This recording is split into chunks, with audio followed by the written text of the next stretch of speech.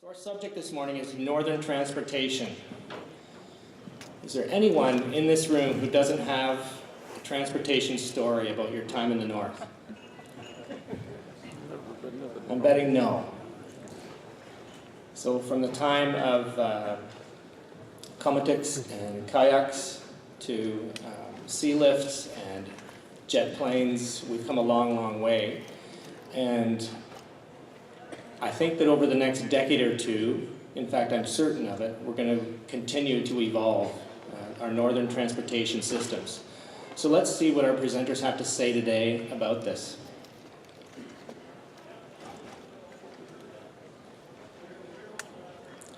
First up, we've got Suzanne Paquin. She is President and CEO of Nunavut Eastern Arctic Shipping. Suzanne is President and CEO of the Nunavut Eastern Arctic Shipping Group. This is an Inuit majority-owned venture that offers sea lift resupply and related services to diverse customers across the eastern and western Canadian Arctic. Suzanne will explain the challenges of the annual Arctic sea lift, as well as the realistic opportunities and priorities moving forward. Now imagine if you were running a business where 6 weeks was the time span when virtually everything happened. You had to get in, get out, get everything done. We were just talking about that. It's quite a business they have, and I look forward to hearing from her. So Suzanne, take it away.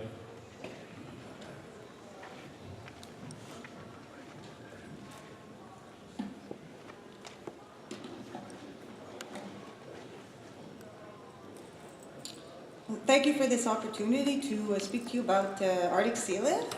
It's a pleasure to talk to you all.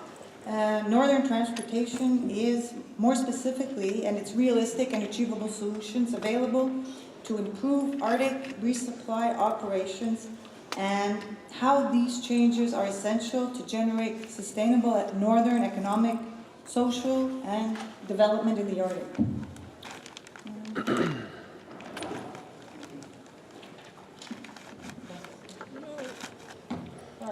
Okay. Before I begin, I just want to thank the organizers and sponsors for the 2014 Northern Lights Conference. They've really done a great job. Putting an event like this is an incredible amount of work. It takes a lot of cooperation and bringing people together to overcome the challenges to create a positive experience and opportunity. This is sort of like what we do. We deliver reliable sea lift in very unreliable conditions and unpredictable conditions. We do this with a great team of very dedicated employees who are very, very committed to providing a superior customer care from end to end. Just imagine you get a lot of customers or a lot of clients that have one sea lift a year, one chance to get their cargo in good condition, not damaged, in perfect condition. We have to deliver that service, and you know what? It takes a really good, strong team to do that. And our common values, they guide us through these operations at NIAS, and our values include people, community, and service. And these values, they make us different, and they drive us to be better. We are Arctic pioneers. Our roots at NIAS go back to the very beginning of Arctic resupply. Our shareholders include Makovic Corporation, Inuit Birthright Corporation from Nunavut, local Nunavut Inuit businesses including Merkelsack Construction, Savik Enterprises, and Haspal Nanook, who is a joint venture between Logistic Corporation and Northwest Company, who are both publicly traded companies on the Toronto Stock Exchange. We are Inuit majority owned, so including vital Inuit ownership in our vessels. At NIAS, our corporate structure works to keep us focused on our customers first and foremost. NIAS is all about customer service because it is the root of our business success. Our reputation for service allows us to make returns for our shareholders, and we are extremely committed to the North. We also offer a lot of opportunities for Inuit training, employment and advancement, and meaningful ownership in opportunities. These are our vessels. Part of our, and we have, we all own and operate these vessels in the North. They're all Ice Class 1 multi-purpose vessels. We're very proud of our fleet. Our capacity, we are about Since 2007, we've increased our capacity for cargo by 160%, making us the fastest growing sealift company in the north. Our strategy has been to modernize and increase our capacity and to improve cargo handling techniques and to enhance the overall sealift experience. I think when I first started in the business, which was over 25 years ago, we were lucky if we could be lifting 30 tons. Today, to lift over 100 tons is nothing. There's no problem. Every restriction we have is usually on the beach. As far as our fleet renewal plan, we started with the Nunavut in 2000, and we followed with the Abatak, the Kamutik, and last year we just purchased another vessel, the Mitsik. Inuit ownership and investments in NIA, the NIA fleet is unique, and it's a historical accomplishment. We are proud of what we've accomplished with McCart Corporation.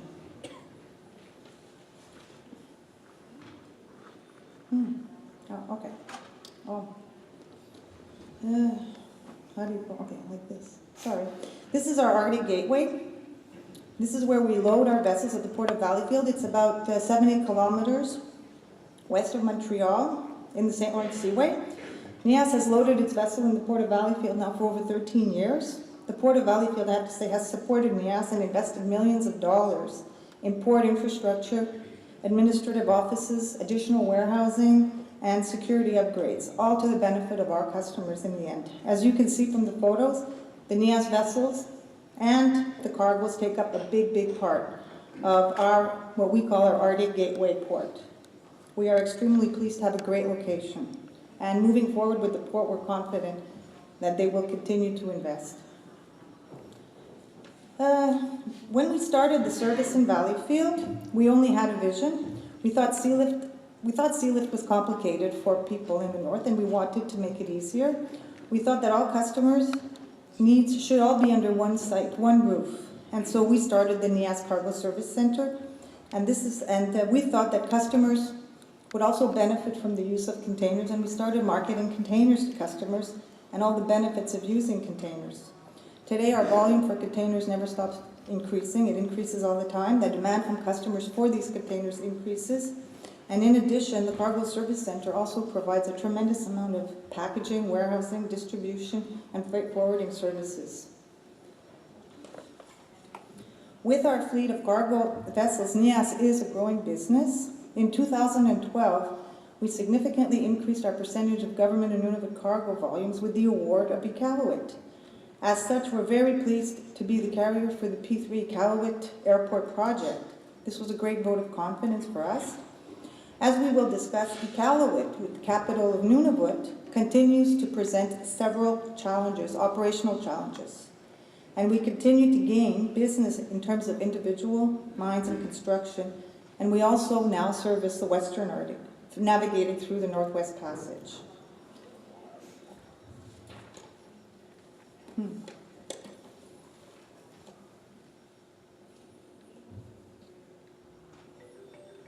It's not the, sorry.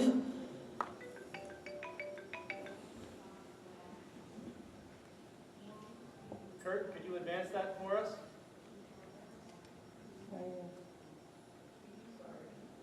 Yeah, sorry.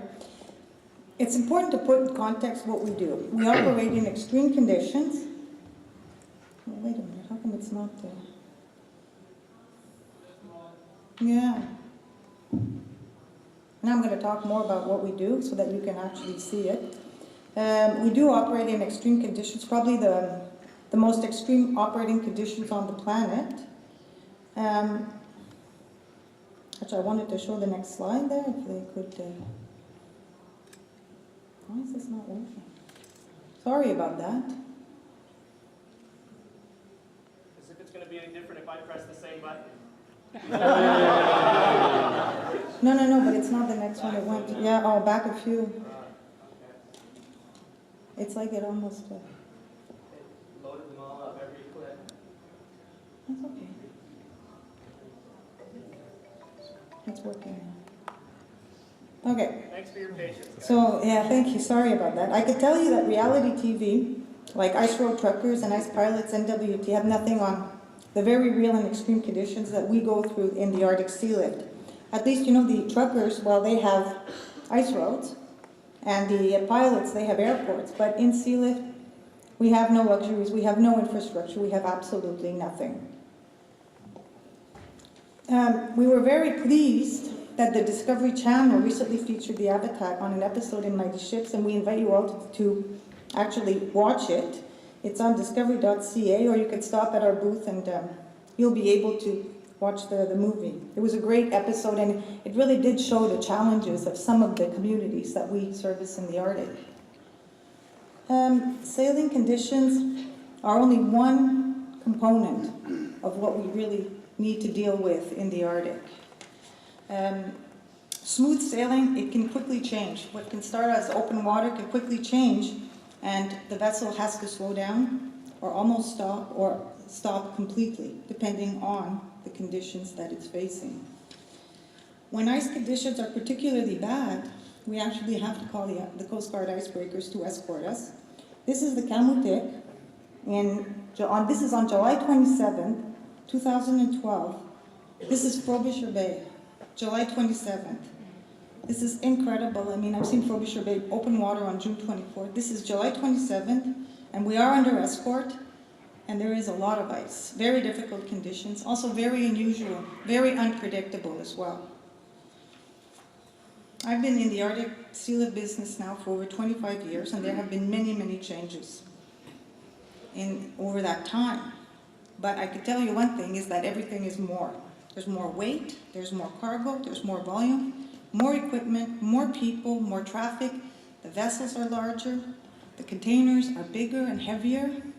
And of course, all of this more stuff creates all kinds of new challenges, and it increases the risks. At NIAS, we provide an essential service, and we work around these extreme weather, the tides, and the ice conditions. And for some communities, there are many communities actually that we can only provide one sailing per year because we have a very short season. Our season is about 120 to 150 days long. It starts at the end of June, it ends in November. And when we call on a community, in most cases, especially in Nunavut, there's nothing. There's a beach. But think about that for a moment. We operate with no infrastructure. No ports, no wharves, no harbors, no ramps, no defined working area, no lighting, no fencing, no safe anchorage at sea. No on-site security, there's no safety equipment, there's nothing. We don't even get these little orange cones, pylons, to assist in delineating our work areas. You can laugh about the orange pylons, but try to determine who's responsible and who has the authority to place these pylons is very difficult, and it's quite a process. It can be a real who's who. In the north, I like this picture because it shows everything when we load our vessel. We need to bring everything. We have to provide our own capacity to deliver everything in our community. We have to bring what we call our own kit. Our tugs, our barges, our generators, our office, our lights, our loaders, everything. We need to deliver everything. And when we arrive in the community, everything from the high water mark is effectively what I call an unregulated environment, at least from the perspective of transportation, safety, and security. So the vessel, everything for the vessel, that's all regulated, but everything on the beach, that whole area, completely unregulated. So what does that mean? That means we have to clear the beaches, and we have to make our own work areas, including clearing people, boats, ice, and even more. And this all adds up to higher operating costs, and it all ripples down through the economy. You know, there's no ship in Canada, in the south, that goes to a wharf that has to deal with making sure that they can work there, that it's safe, that have to clear the people, the boats, the ice. It just doesn't happen. But in the north, that's what we have to deal with. Although we're responsible to deliver the cargo to the high water mark, there is no defined area. There's no signs telling people that the sea lift is working. There's no standards. There's no safety authority. There's no transportation system locally. There really isn't anything. This is our office that we just brought up this year in Iqaluit on the beach. We needed to take some additional steps in Iqaluit to make the cargo pickup process more organized and safer for our employees. You can imagine that when customers arrive for the first sea lift, they all will take their trucks and go right down and see if their cargo's arrived, you know, and they go sometimes in the middle of our work area, and it can be quite dangerous, and it's an accident waiting to happen. To address this issue, what we did is we built this office, and we put it on the beach, and we invited all of our customers to go there instead of going down below where our guys are working, where our crew's working. And we did get a lot of help from the good people at Transport Canada and Coast Guard to work out an agreement in order to be able to put our office there. All this goes to the point that it's not easy to work in a mainly unregulated environment that has very few safety and security regulations. Everybody has transportation strategies, plans, but when it comes to doing something, it's difficult to get action, even on the most simple things. So in SeaLift, we need to deliver our own solutions. I want to talk to you now a bit about the Nunavut experience, which is a very encouraging experience. In the 1990s, Nunavut put together a plan to introduce marine infrastructure in every community. There's 14 Nunavut communities. They worked together and identified the needs, and they prioritized these needs, and then they executed the problem. It was not fancy deep water ports, it was just pretty basic marine infrastructure, and it was done incrementally. I just gave you 3 examples, but just to show you how this marine infrastructure worked. Now I can tell you today, in 2014, that every community in Nunavut has basic marine infrastructure. It's all different because every community is different. Some have tides, some are exposed, some have soft beaches, and the beaches were, you know, they put gravel on to make it more workable. I just want to show that this is a model of something that could be done. The Arctic Sea Lift is, of course, a lightering operation. What that means is that the cargo is discharged from the vessel when the vessel is anchored to the barge, and the tugs bring the barges to the shore. And often we work in this darkness. This is very common, this sort of dark sky in difficult conditions. But here, these conditions on this picture are pretty good. Then we take, of course, the barges to the beach with the cargo. And then, as you can see, here a discharge here, it's good conditions. It's probably the fall, there's a little bit of ice forming. The vessel moors off the coast, there's no safe anchorage over there. The tugs and barges at the beach are discharging the cargo. And it's very good, it's important to have the proper equipment for the beach. This picture here, I like this picture because it shows you that while weather and ice conditions can be unpredictable, one thing is certain is that downtime is lost time. Working around the tides is a very costly affair. Working in 4-hour shifts is something that needs to be improved, and it's something that needs to be improved soon. It could take us 2 weeks to discharge a vessel in Iqaluit. If we work around the tides, we could potentially be out of there in 2 or 3 days. Tides are a big, big part of the Arctic reality. There are a lot of places that have tides. At NIAS, our top priority right now is to improve the safety and security of the local Arctic operations, particularly in Nunavut. Local marine staging areas have to be improved. They need to be safer. They need to be more secure. Transportation is the backbone to economic development in the north, that we know.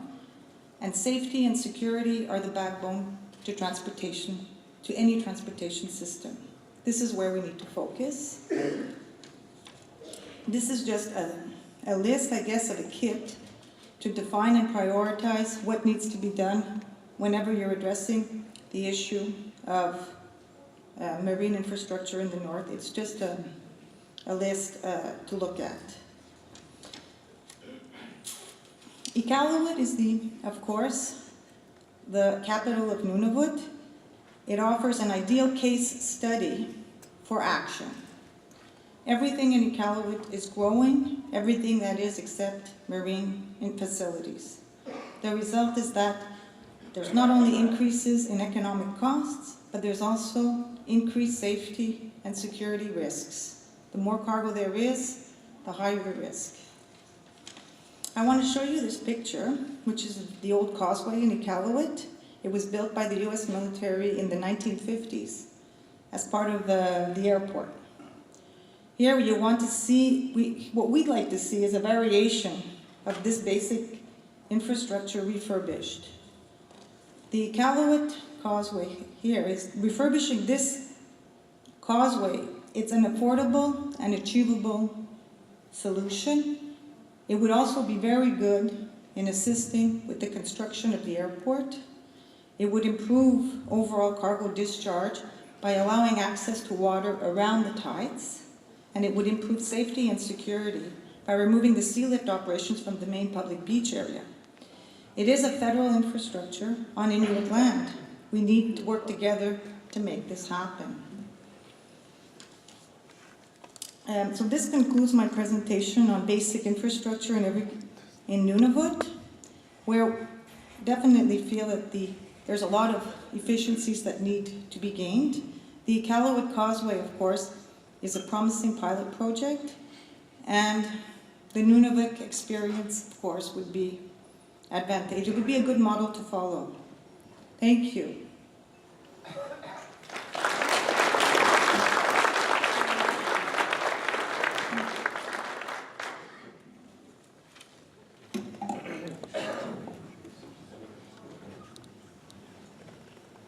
Thank you, Suzanne. We're going to move now to Peter Woodward. Peter Woodward is Vice President of the Woodward Group of Companies, a diversified, family-owned business based in Happy Valley, Goose Bay, Labrador, which employs more than 800 Newfoundland and Labradorians. The company has significant interests in oil distribution, automotive, marine ferries, coastal supply tankers, military contracting, and real estate. Take it away, Peter. Suzanne, see if I know how to do that. It's not working.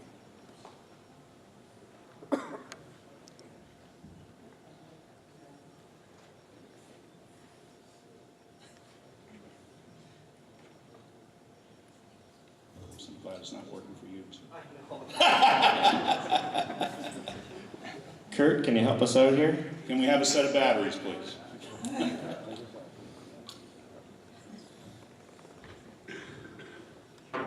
Somebody tell me, why is this so complicated? Why does it happen so frequently?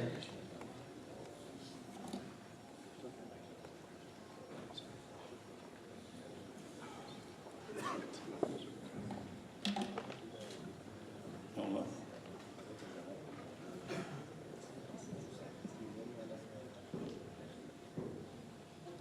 At the risk of pushing the wrong button, do you want me to start pushing buttons here?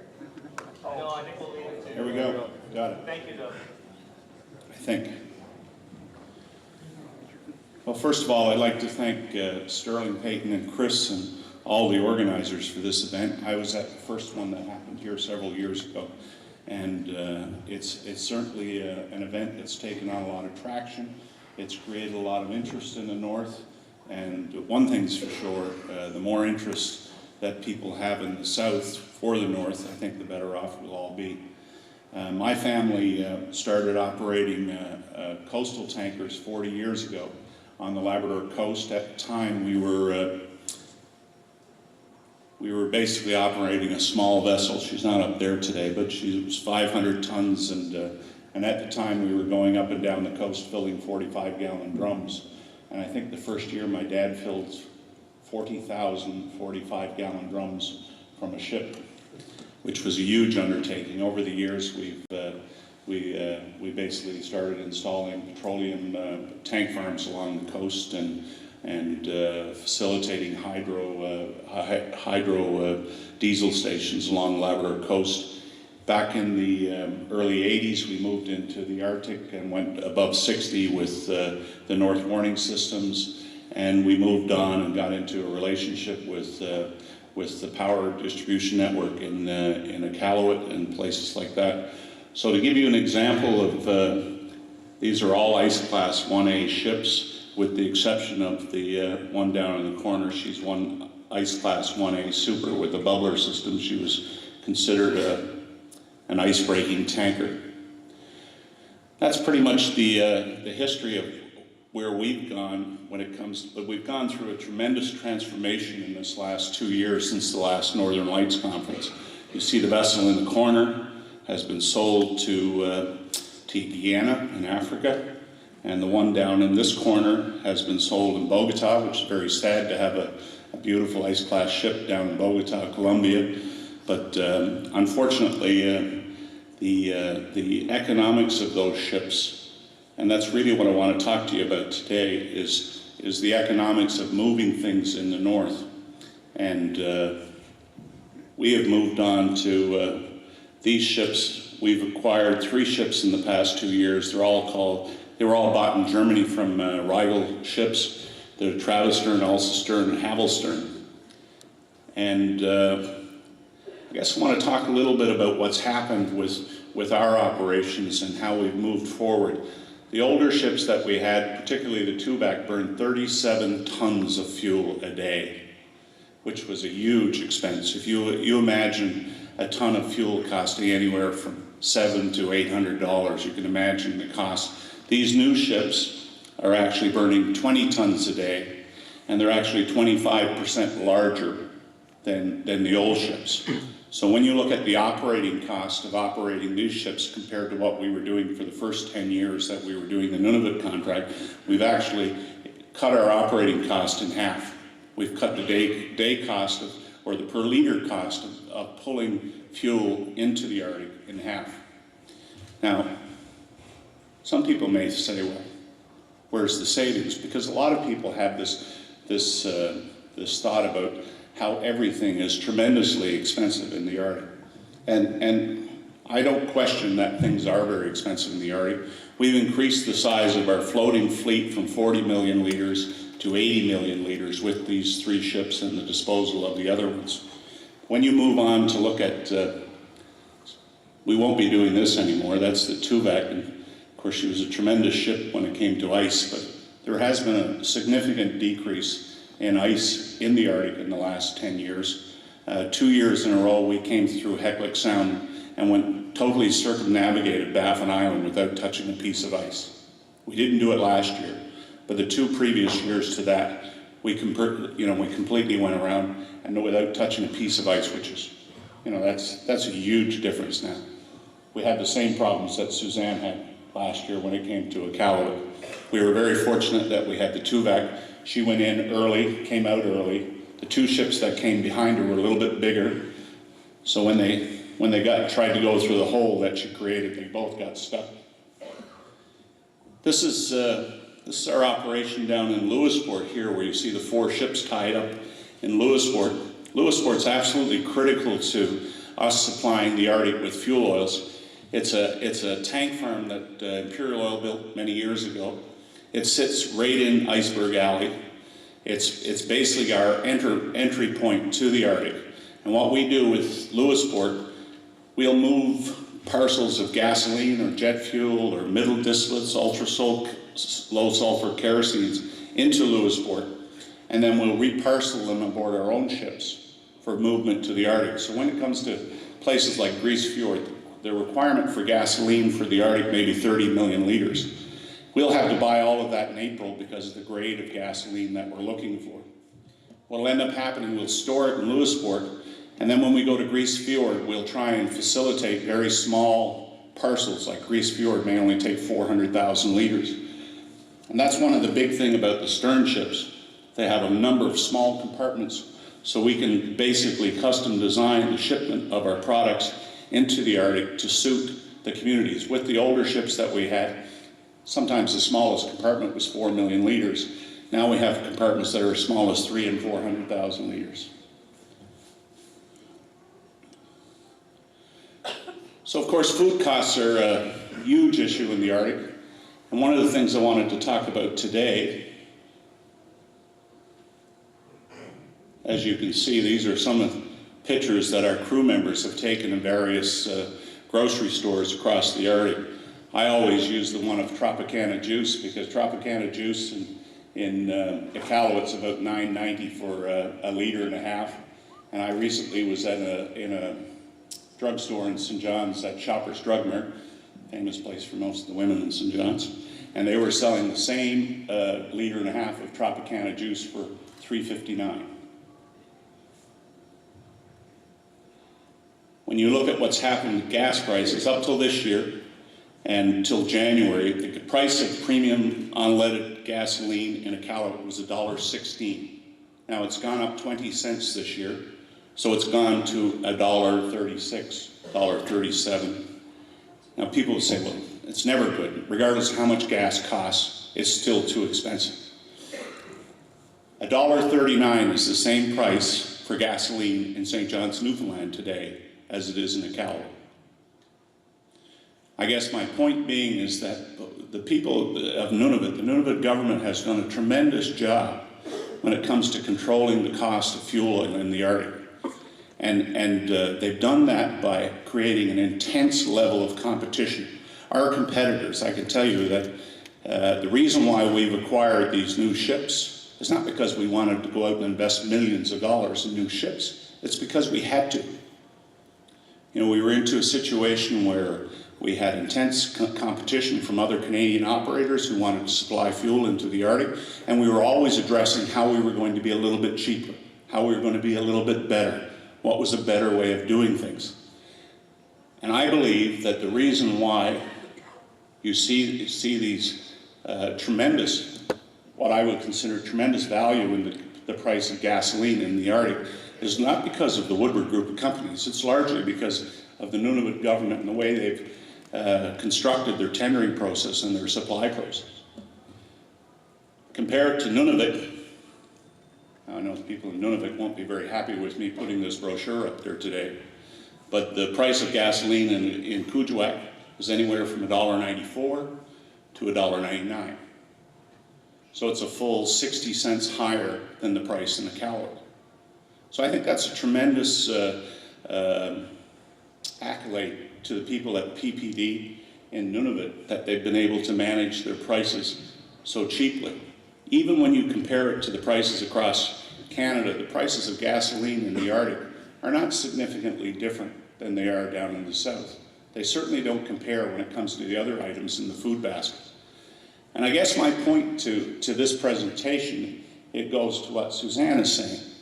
There are better ways of doing things. I'm a huge proponent of the reconstruction of the causeway in Iqaluit.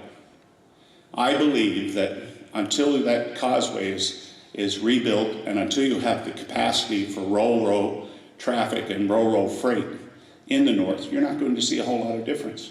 I'm somewhat disheartened, and my friend at Canadian North won't be happy to hear me say this, but you know, they're going to spend $136 million rebuilding the infrastructure at the airport in Iqaluit.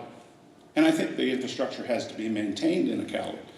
But it's disheartening for me from the perspective that here's this dock that the Americans built 40, 50 years ago, and it can't be rebuilt. And while we've talked about this, I've been talking about this for 10 years. Some people are tired of hearing me like a broken record. I've been talking about this dock for so long. You know, I have a vision of being able to go into Iqaluit with dry cargo from Goose Bay, and that's my home, and I'll be very frank with you, that's my motivation. I'd love to find something that we could do out of Labrador into the Arctic, because we are the closest road link to the Arctic. I would love to find a way that 40 hours from Goose Bay, you can land a ship ro-ro in Iqaluit. So basically, in 2 full days, if you took a load of cargo, a 53-foot tractor trailer in Montreal filled with fresh produce, and you shipped it to Goose Bay, it'd be 2 days, and then you'd be 2 days to Iqaluit. So you're 4 days. If you applied the food by mail program to that route, and you looked at the subsidies, I believe you could have a dramatic difference in the cost of foodstuff. Not only the cost of foodstuff, but the cost of building materials, the cost of housing. And those are the 2 major elements in Nunavut right now, is the cost of living when it comes to food and the cost of housing.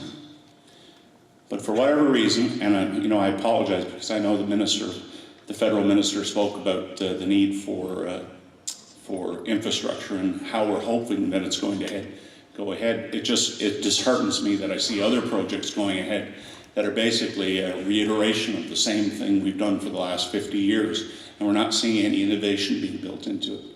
And I think that's desperately needed when it comes to Nunavut and getting costs under control and improving the quality of life and the cost of living in the Arctic. You need to start looking outside the way we've traditionally done things. I think that's what we've done with the fuel business. I think we've really pushed the envelope. I don't know where I would go today to find any to enhance the savings that we've already done. But I really believe that the dock and the causeway in Iqaluit would be demonstrative when it comes to cutting the cost of doing things in Nunavut. I think that's it.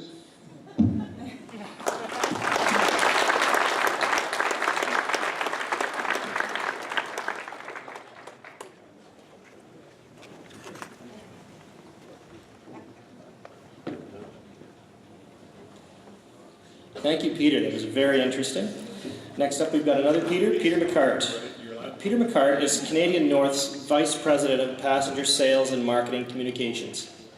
Canadian North is a 100% Aboriginal-owned airline with extensive passenger and cargo services serving Nunavut and NWT for more than 80 years.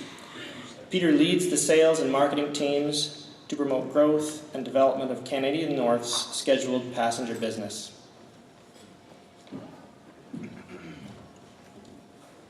Thank you, Scott. Appreciate that.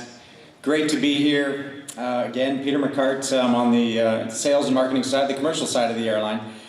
Thanks for inviting me to speak here today. I'm new with Canadian North. I've been with the company for about 6 months. Not new to the airline industry, but certainly learning a lot about a part of the country that I thought I never would learn much about, and finding out not many Canadians do know much about. So it's really a thrill to be with Canadian North and be working in the North quite a bit.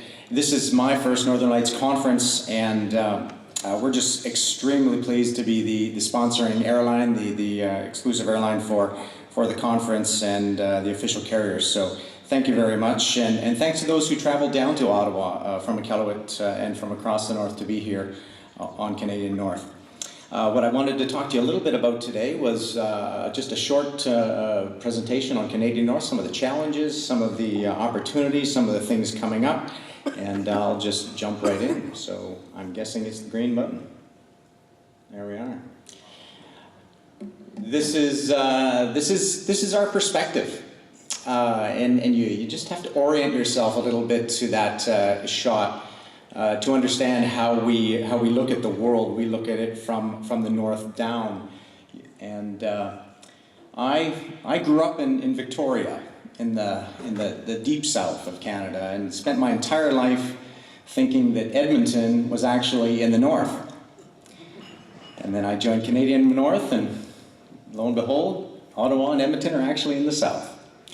So this is a key thing for us. We serve 19 destinations, 2 in the south, the remainder in the north.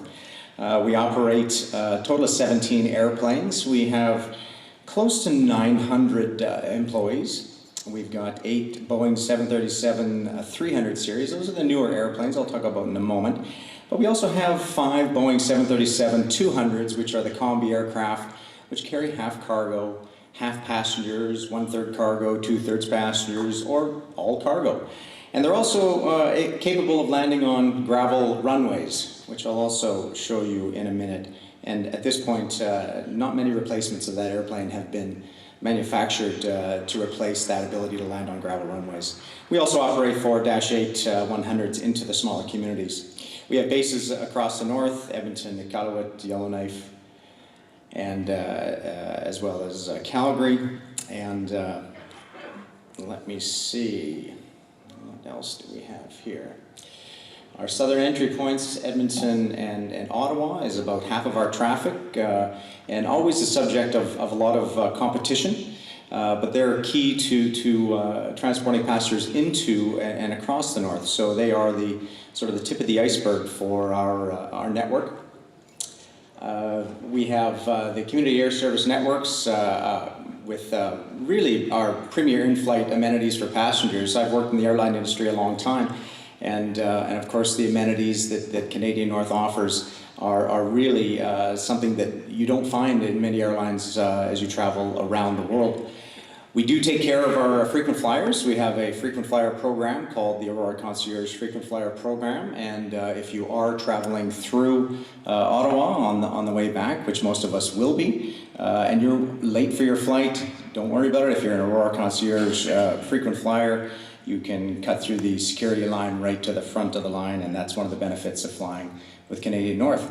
We have a significant community investment program. Last year we invested close to $3 million in promotions, in investment into our key pillars of healthy lifestyle, education, preserving Northern culture and traditions, and as well as leadership. This is a key thing for us, and something that we'll continue to drive forward and invest in, as we think that's very important. And we also have our ownership pricing, as was mentioned at the outset by Scott. We are 100% Aboriginal owned, and we have our beneficiary pricing, which is very competitive, with discounts in the neighborhood of 65% off of our normal fares. But of course, we have our challenges, as we've heard from our previous speakers. There are plenty of challenges in the north, and challenges that airlines don't typically face in the rest of the world. Of course, we have the gravel runways, which our aircraft are capable of operating onto very efficiently. We have the cargo demand mix that would really flex our capacity needs. So sometimes it's a lot of passengers, sometimes it's a lot of cargo, sometimes it's a lot of both. And that is an ongoing challenge for the airline, really on a daily basis, flexing those capacity needs to accommodate all of the demand, whether it be cargo or passengers.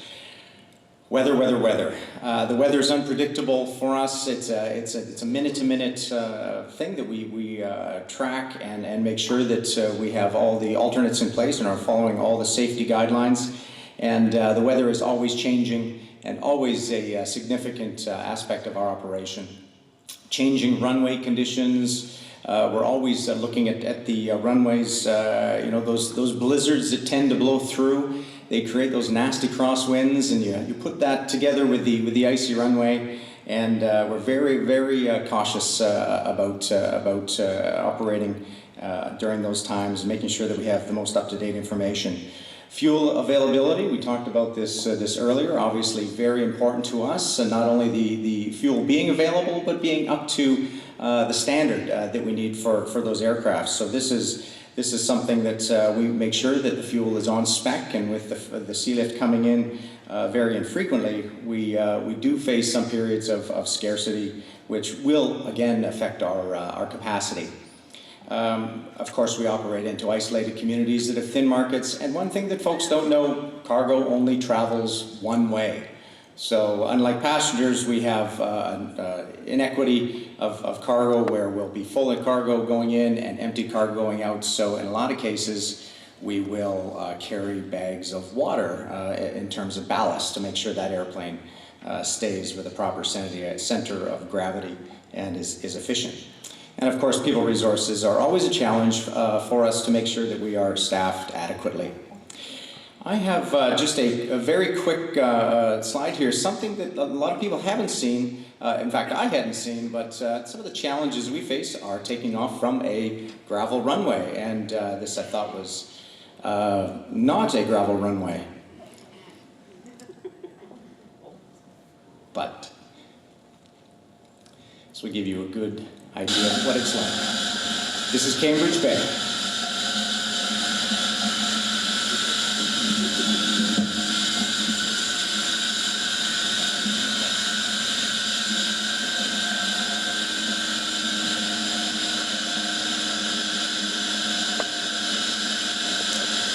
You see the little jet on the right side there. It forces compressed air out as the jet starts to take off. You'll see a bit of a vortex in front of it. Keeps the gravel away from the engine so it does not get ingested. This is the gravel kit that I'm talking about.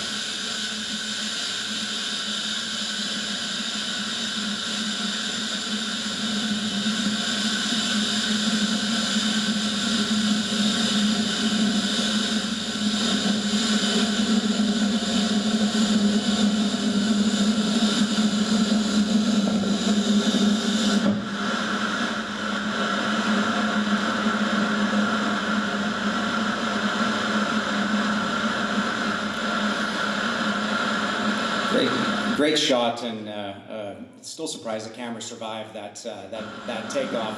But landing on the gravel is just as exciting, particularly if you're the cameraman strapped to the bottom of the wing here, taking this shot.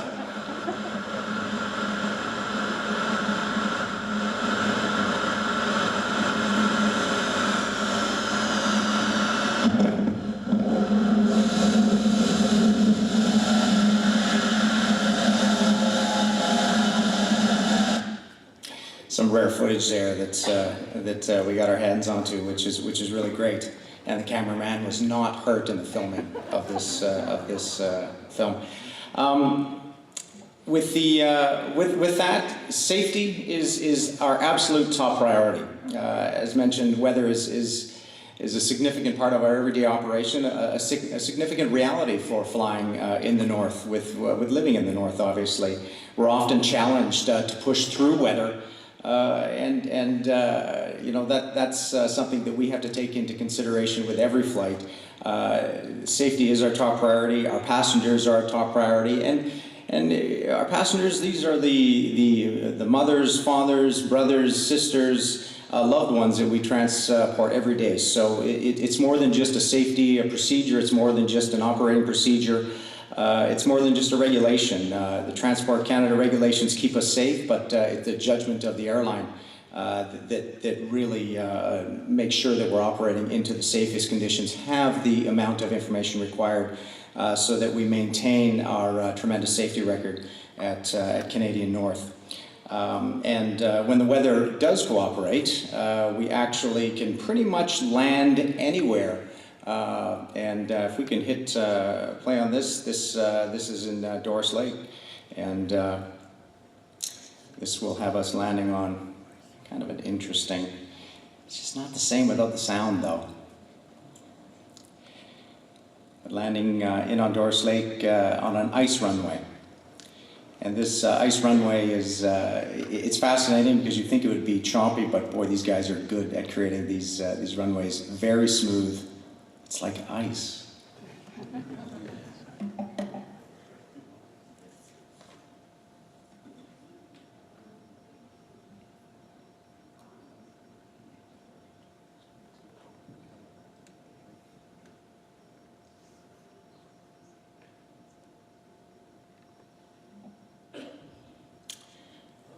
Yeah, brilliant. Welcome to Doris Lake. What's new? Some of the new things coming up, or actually that we have seen in 2013. We have a new executive team, a lot of new faces at Canadian North. Of course, we have the great team in Iqaluit with the team members up there. But Steve Hankirk, our new president, took over in 2013. Steve has spent his career as a pilot and pilot in the North. And really has brought a new vision, new focus for us that is really having us focus very strongly on our customers, very strongly on making sure the airline is prepared to grow well into the next generation and continue to be the leader we are. And ironically, Steve's twin brother, and if you've ever met Steve, John Hankirk, our vice president of operations, is his twin brother. It's always disconcerting when you see these two gentlemen in the same room because they look very, very similar. And John is our new VP of Operations and Charters, again, another pilot, been in the industry over 20 years, and so a lot of experience there. Mentioned I'm new to the team, and really working to build those long-lasting relationships that are key in the North and in the airline industry. We have our loyalty program. We've added new benefits. If you're traveling through Edmonton, we have a new lounge agreement there. Of course, through our Ottawa airport, as I mentioned, we've got the quick cut through to the security line, and we'll be adding more benefits on there as well. Our interline partnerships, of course, you can connect off of Canadian North onto Air Canada, onto WestJet, and of course, very important, into the Kivalliq with Comair on the same ticket. Seamless baggage transfers. It's a very good program, and our ownership pricing that I mentioned earlier will soon to be made online for those online bookings to make that very easy. Sort of what's next for us? I will talk a little bit about that, but firstly, it's our 737-300s. We are bringing these airliners on. They are newer. They've 136 seats. We have one in the maintenance shop right now, having a door cut into it, which normally is not a good thing, but this will allow that 136-seater be changed into an 82-seater and 3-position cargo airplane. So it will become a cargo combi, a passenger combi aircraft, the first of its kind for that 300 series airplane. It's a very good airplane. We had hoped to bring this on a little bit earlier than we are now bringing this on, which will be later on this year. But finding the right airplane for this type of mission, the right 300 series airplane was a challenge for us, and we're glad we've started to build up the numbers and we'll be able to bring that aircraft on. And really so necessary flying into these places that have requirements for a lot of cargo. That will reduce our carbon footprint, make sure that our safety technologies are right up to speed, and of course in-flight entertainment will be on board these airplanes, new seating. It'll be a great new in-flight experience. So that is essentially what I have. Yeah, so that's the inside of the combi and inside of our shop. We've got our what's next coming up. We've got the new aircraft. Social media program will be much more strong on the social media side coming up very soon. You'll see new updates to our website, which we've done already. We'll do more of. Our Rural Rewards program will become bigger, and of course, new people. We're doing all the things. Frankly, we've seen a lot of airlines come and go. And we have no plans to be one of those airlines that go.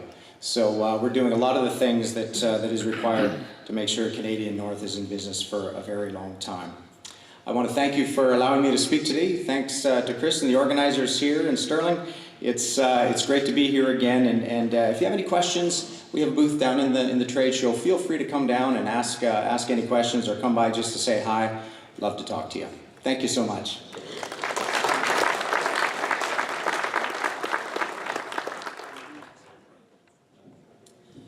We have time for some Q&A. There's a microphone right here beside the projector if anyone wants to come up and ask some questions. I hope there are. There were a lot of interesting issues raised. Anybody have any opinions about the Iqaluit situation, the dock there, or fuel prices or anything else? These are pretty volatile issues. So the microphone's right beside the projector. Go ahead and we can take some questions before we finish up.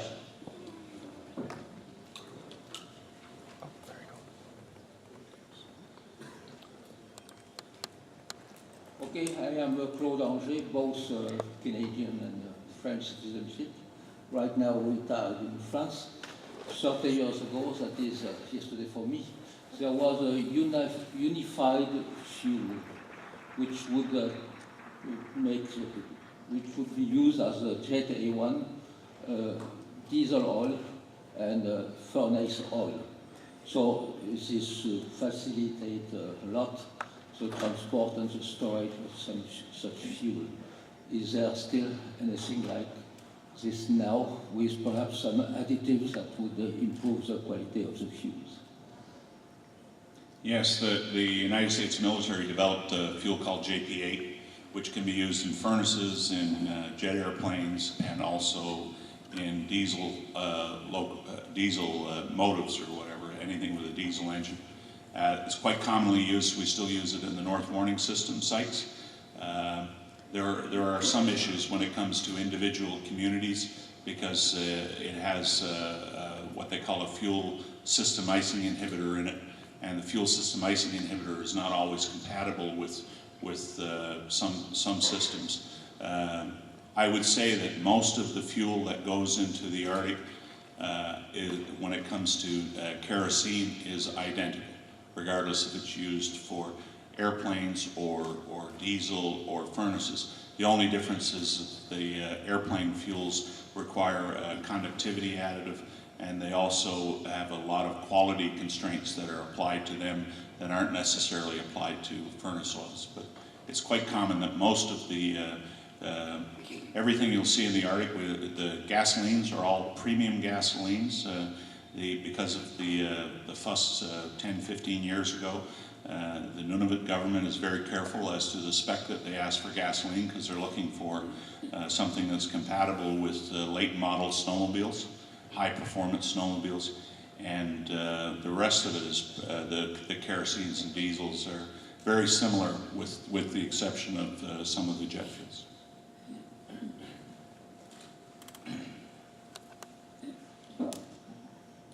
I'm Wilson Billman, M&L Director for Labrador, and this question is for Peter. I know it wasn't touched on in your presentation, but I would like just to ask a generic question about the Straits area from Blanc-Sablon to St. Barbe. Have there been any consideration given to looking at an alternate port other than St. Barbe for the months that you docked there with the Apollo in regards to services for the freight, transport trucks, and passengers? And Labrador, to me, is the north, like, even though it's the lower north, but still when you say Labrador, you think north. Loaded question, Wilson. Wilson's well aware that I'm a big proponent of changing the ports for the Labrador service. We've had the people from Ottawa up the last few years looking at the ice bridges that we've actually experienced in the Strait of Belle Isle with the ferry that we operate, which is an ice class 1A ferry from the Baltic called the Apollo. She's quite old, but she's quite strong still. And they have the simulations that they have uncovered. The ice that's in the Strait of Belle Isle, they were actually surprised that it was far greater than a lot of the ice in the Arctic, primarily because of the tidal movements and the fact that you've got a lot of multi-year ice that gets clogged into the straits. There certainly has to be something done with respect to either improving the port infrastructure on both sides, or looking for alternative ports. We've looked at Port Saunders as being an alternative port. We've looked at things that could be done when it comes to English Point and Fordo and places like that. There are alternatives. I don't think any of them are perfect, but there are probably better ways of doing things. And of course, the issue with Labrador is as the economy grows in Labrador, the need for larger ferries, subsequently the greater the need for port infrastructure.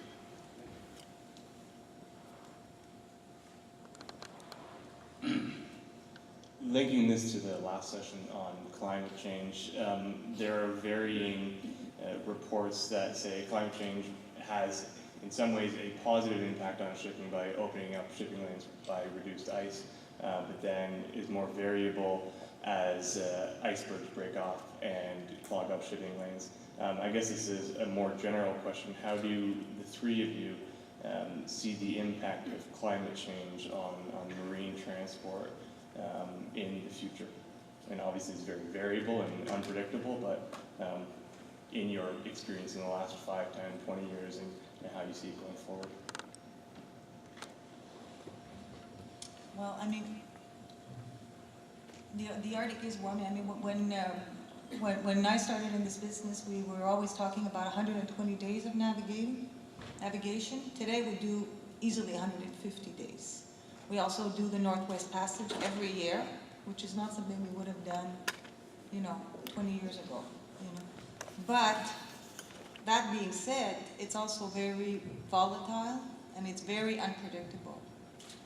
In Iqaluit, I've seen ice free on June 24th, and I've seen it full of ice on August 1st. And the August 1st was in 2012, which is not very long ago. Last year took a long time to get in as well, definitely second half of July. The Peel Sound last year never really opened up, did the service going through the Bellot Strait to the Northwest Passage. It's not predictable, it's very volatile, it's very dependent on, it was a colder year last year. The year before that, warmer. It's very, very unpredictable, and we do the best we can. We get a tremendous amount of service from the Canadian Ice Service. They do a really good job for us. They come out with their indications, they come up with the forecasts, they do it as soon as they can. We can plan our schedule, we do the service. Our season is longer, but there's more ice. There's a lot more ice. When the ice breaks off, it actually comes down, and we have to be very careful when we navigate, because it's often multi-year ice, and multi-year ice is probably some of the most dangerous ice you can navigate in.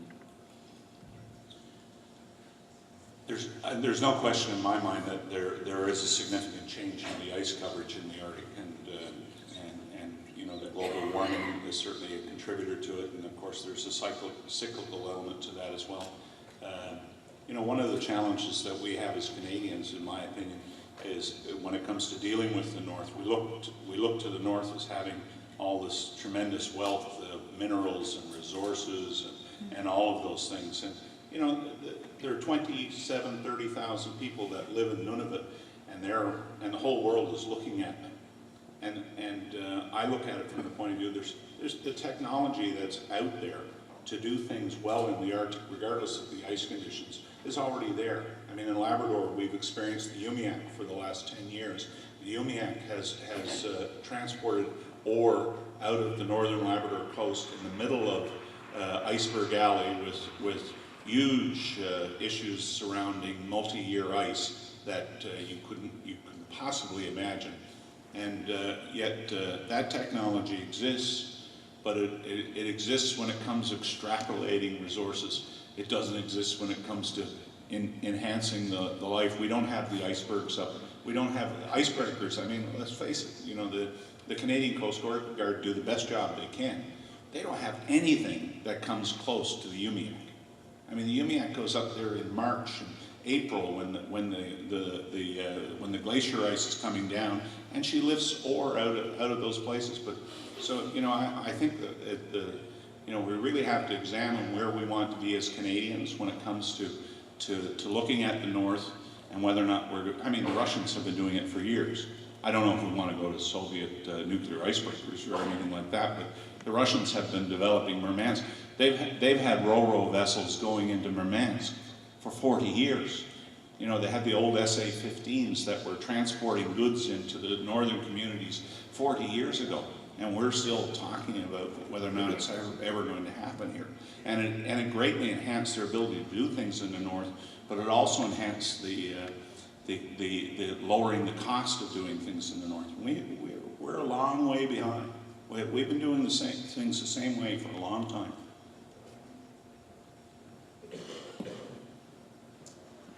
I'd like to thank the panel for great presentations.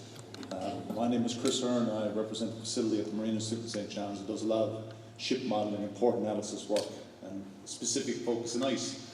But my point or my question harkens back to my shipping experience. I spent a lot of time in the Arctic.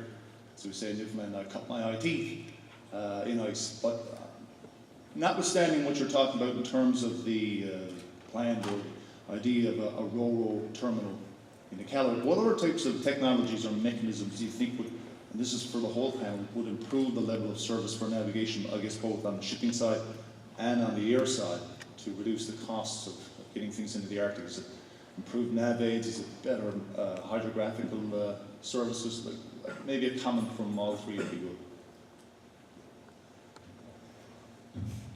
Well, we have the Arctic Marine Advisory Board, and every year we meet and we discuss about the charts that should be done.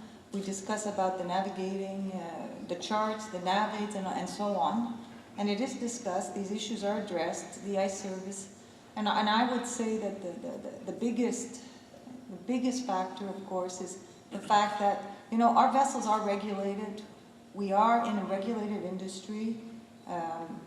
We have, I think, pretty good environmental indicators. I think probably not close enough to where we would like it. There's room for improvement. But I think that the most costly thing is definitely the fact that we often cannot get to the beach. That is the most costly thing. Like Peter was saying, he got to Iqaluit, he was able to discharge because he doesn't need to get his barges on the beach. But if there's ice for us, there's no point in us going. We will just wait. And waiting time is lost time. And that is the single most costly item in the north right now, is the fact that we do not always have access to the shore with our tugs and barges. And, you know, and we know there's ice there. So there's nobody that's going to tell us that we don't know that. We do know that.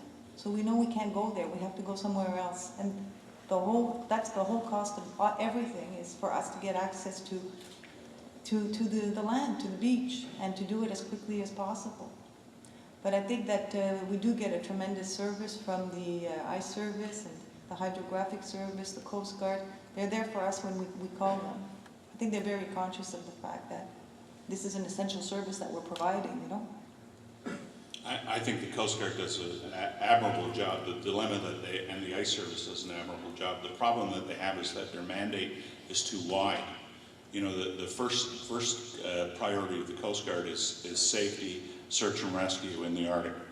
And the second thing, and I don't mean to say this facetiously, it often leads to scientific missions that have been pre-planned for a number of years in advance that they don't want to abandon the agenda for.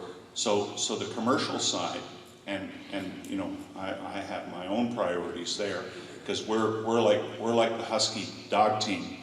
You know, come the middle of June, we're starting to froth at the mouth. We're anxious to go, and we want to get there and get it done and get out as quickly as we can, because you know the season's so critical to us. And then all of a sudden we get up into the Arctic like we have numerous times in the last couple of years, and we can't get to, you know, Suzanne needs to be able to get to the beaches with her barges, but we have been stuck in a Iqaluit where we could see the tank farm, but we couldn't get the hose ashore because we couldn't put small boats into the harbor because there was so much ice there. We were looking for a breakout. And, you know, I'll be frank with you, $40,000, $50,000 a day, and you're sitting there for 10 days. You get irritated, you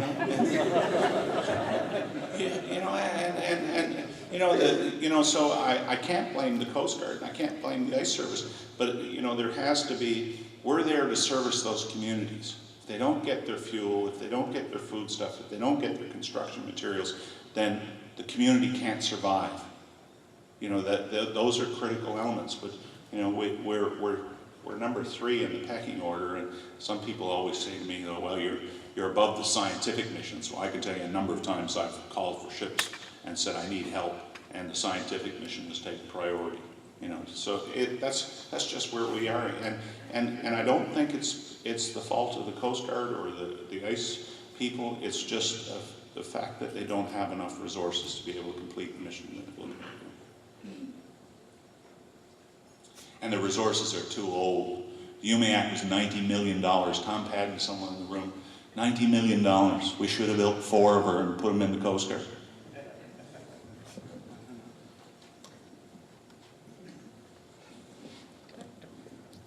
Hi, my name is Adi Iyer. I work for the Canadian Gas Association, so this question is a little fuel related. Peter, you mentioned you burn about 20 tons of fuel per day, and also the cost of food items in the north and things like that. Have you guys considered flipping over to natural gas or LNG for transport? There are 2 elements with respect to natural gas. Number 1, the amount of space that it takes to be able to, a lot of our trips are 5 to 6 weeks long. By the time we had enough natural gas on board to feed the ship for a week, we wouldn't be able to take any cargo. You know, it takes up so much space. Natural gas is ideal for ferries that move across short distances and things like that. Plus the fact on the East Coast, and if there are any frackers in the room, I'm on the other side of the table, because we're not, you know, we don't have a natural gas. There's lots of natural gas in New Brunswick and Quebec, and there appears to be some in Newfoundland, but we have moratoriums on natural gas all throughout the province, and so there isn't any availability of natural gas. And I would love to have natural gas because it's so cheap and so clean.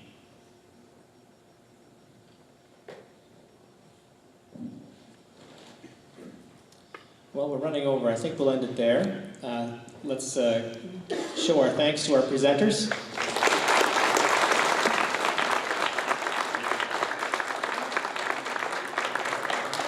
I've got some gifts from our sponsors as well, so if we could also thank our sponsors. These look pretty nice. Thank you very much, guys.